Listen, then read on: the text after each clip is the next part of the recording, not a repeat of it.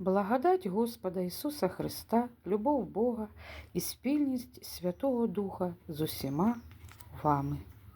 Амінь.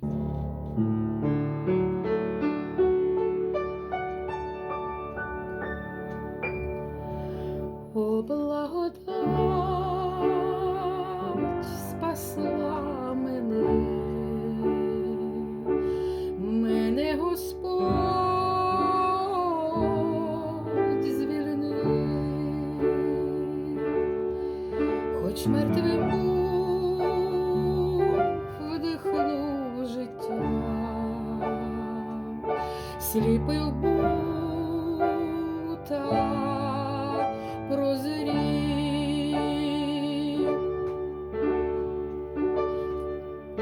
Ця благодать забрала страх, і Божий страх дала,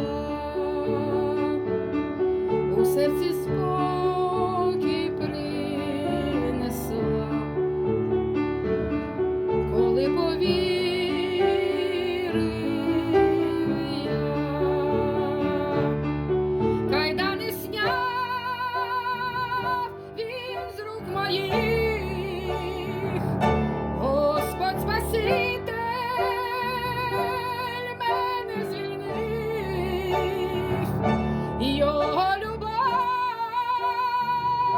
немов ріка. О, благодать спасенний я,